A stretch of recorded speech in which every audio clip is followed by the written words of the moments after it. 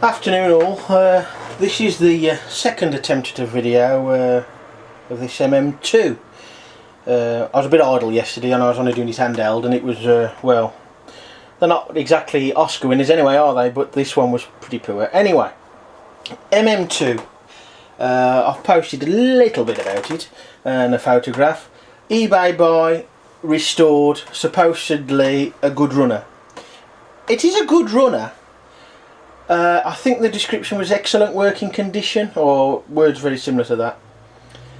Anyway, I looked at it when I got back, when it got here, and it's been at the post office for about a week, so I haven't been able to go and pick it up. But anyway, it's all here, the burner and that. It's all been repainted.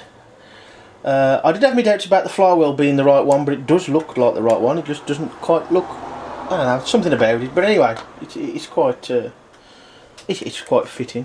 I have run the engine, but more on that in a minute. The firebox has been repainted quite well. Looks like some sort of heat resistant paint by the way it's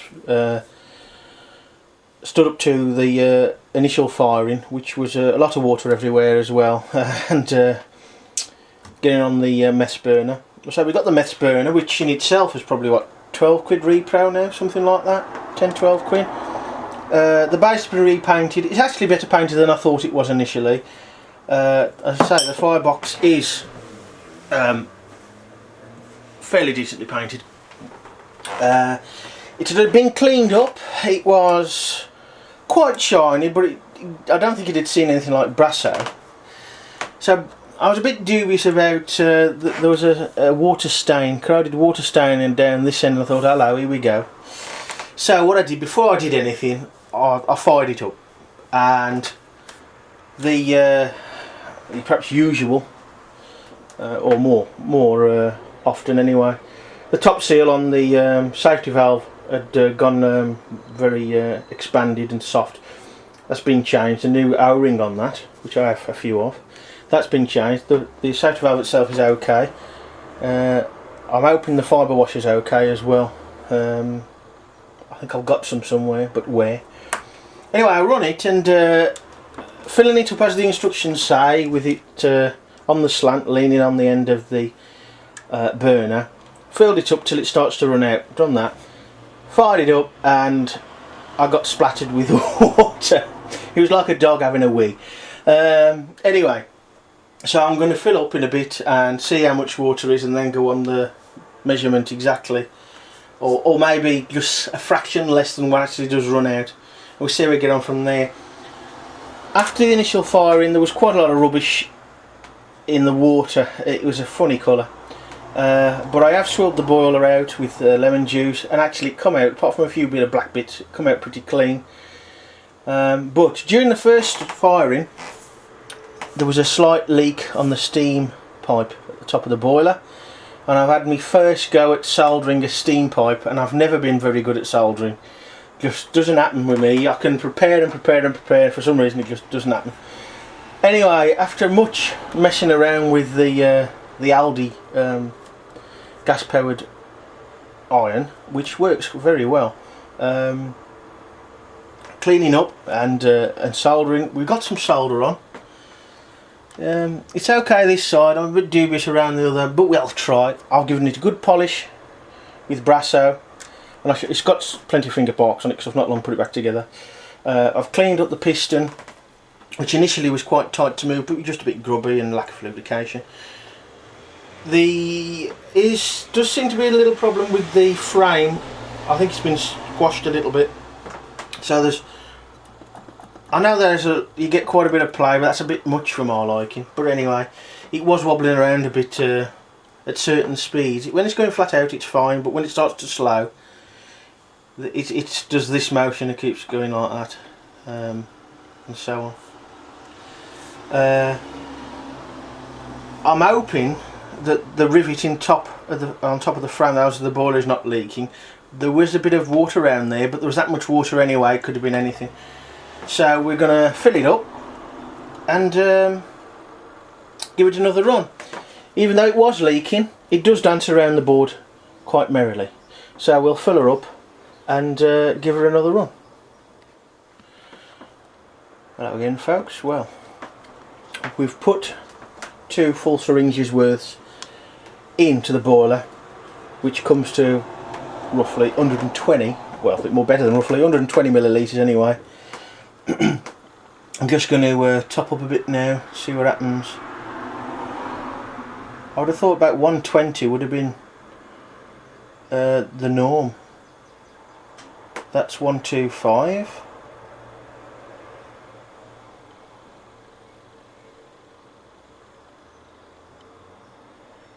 That's just about 130 altogether.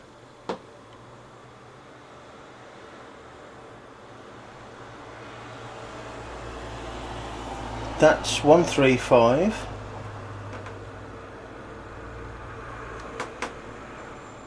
Seems too much to me, but this is what the instructions say. 140.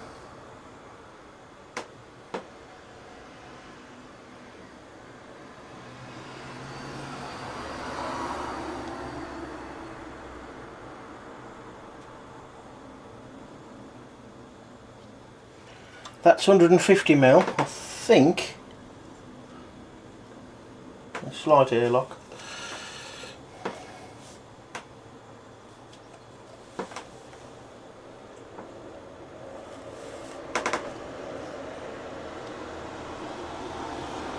Yeah, like you see it run out there. That's just a shade over 140 ml. So after the first run yesterday, there was oh I don't know, must have been trying to think now, because I used a glass to see what it was like. Trying to see how much was there. Yes, there must have been about 50 ml left, I think, in the bowl, if not a little bit more than that. So what I will probably do in future, and I'll leave it up to you folks to decide if you want to do this, just in case the information's incorrect, but I'll probably go on about 135 ml, 130 millilitres, something like that, leaving a bit of space. But we'll see how we get on with this. I've done it, you saw it overflow there, as per the card instructions, which gratefully whoever put them on the forum I got off there. I'm still yet to oil the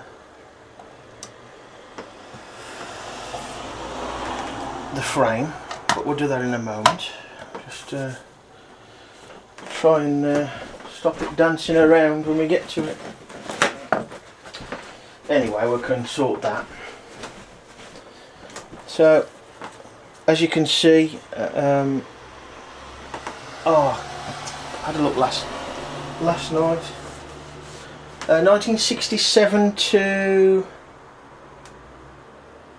I think it was 1973, because it has now water level plugs, hence the slightly, well to me, weird filling up procedure. So we'll, I've used hot water so it won't take long. I'll get on with putting the mess in the burner and get a fire. I've got the burner tray, it has been filled up and it has been put aside. I do like the openings in these, it's so easy to light. I mean, most of them, like say the road vehicles, you have to fiddle around, pull the burner out, light it and what have you. And these are so easy to light, I mean, especially meths. So easy to get in there. The burner tray isn't perfect by any means. The gauge is a bit saggy, which may be, that looks alright today. It then got the whole burner wasn't quite fully burning yesterday. So I've got some water coming out the top now. Bit of excess maybe. Let's make sure that's tight. Keep an eye on that fibre washer. I did read something yesterday about these fibre washers need to get wet to seal properly, but it's looking rather like what happened yesterday, although there's none coming from the top of the safety valve. Anyway, we'll see how we get on this run.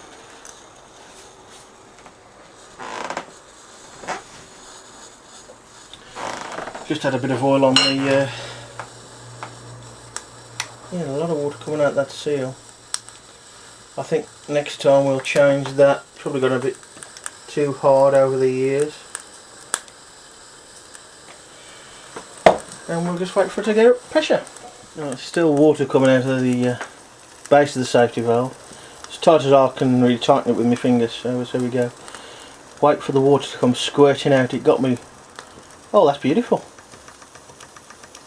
That took no starting at all. You can see it does spit out quite a bit to start with, although it has lost some, of course. Just be careful of the camera with the splattering here and there. Once we've used a bit, it'll be alright. The dummy chimney's a bit loose. Let's tighten that up with a slight tap.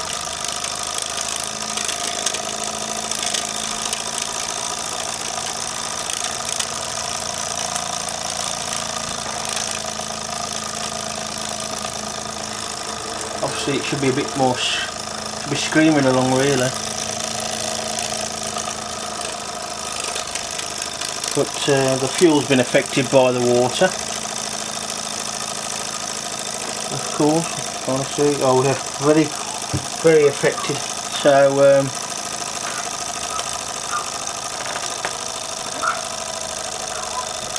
we'll just run this a little bit, and then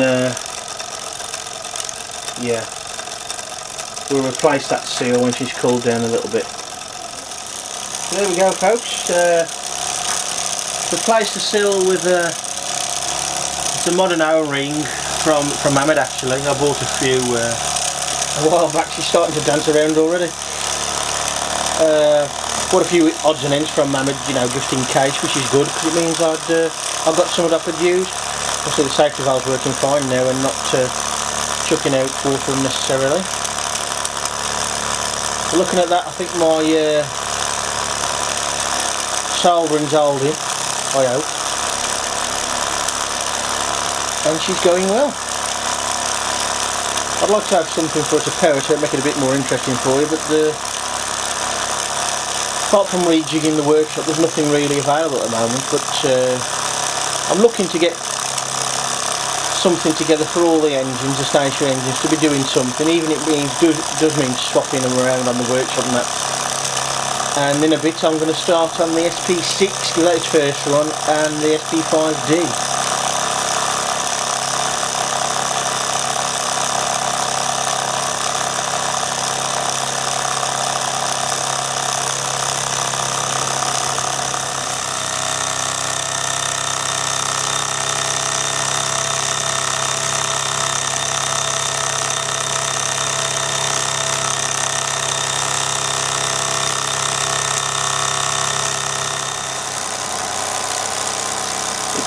She's slowed down a little bit now. You can probably just make out the rocking of the crank on the frame, left, right, slightly towards the camera and back.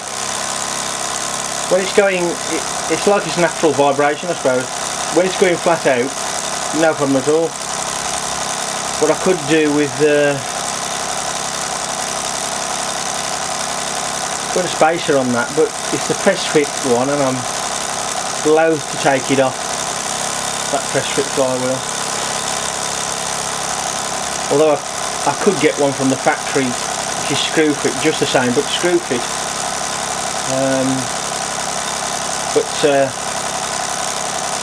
You know, who knows whether that's original or not, maybe been replaced at some time, but the fact is, if it is original, or a good chance, you should leave it like that in my book, and only change things if you really have to. But I'll say one thing, these fibre washers, even though they might be original, you know, the O-rings do a far better sealing job, and probably far cheaper as well. But I shall look at getting some decent fibre washers. I did buy some, and they're awful. They're quite rough as well, they're not very well finished. But anyway folks, as you can see, she's running quite well.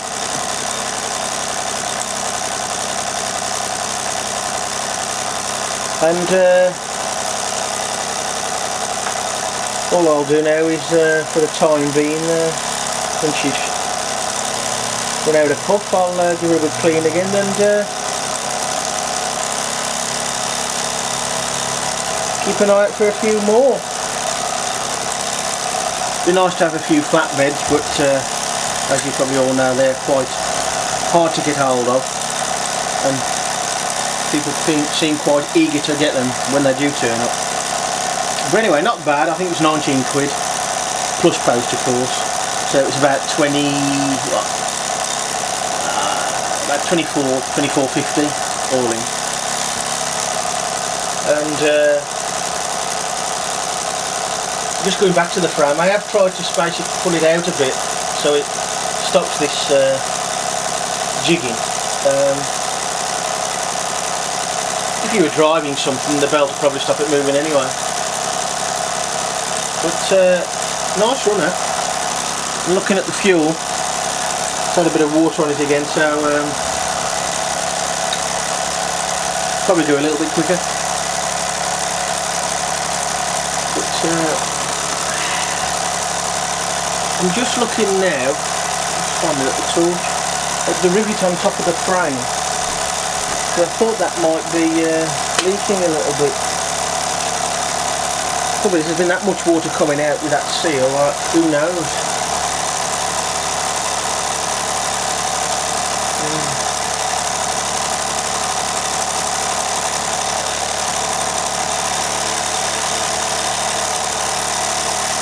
Just checking the soldering. I reckon that's leaking a little bit, just a fraction. There's a slight bubble there.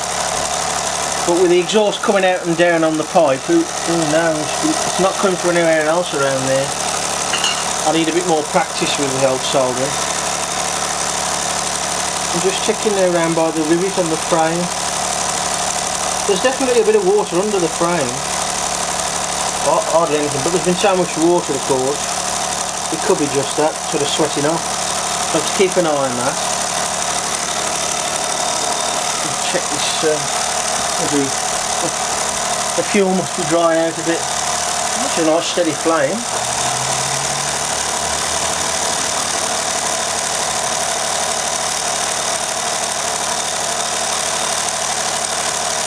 That seems alright now. A little bit of water there, not a lot.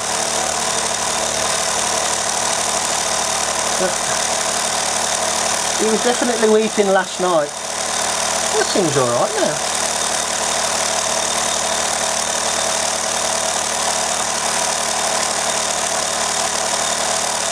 Going quite well. So there you go, folks. MM2, roughly I think 67 to 1973. Shall we say semi-restored. I don't call perfect working order with a leaky safety valve and a slight leak on the steam pipe. But not too bad. And running very well. Let's try and do something about that chimney. Anyway folks, see you next time.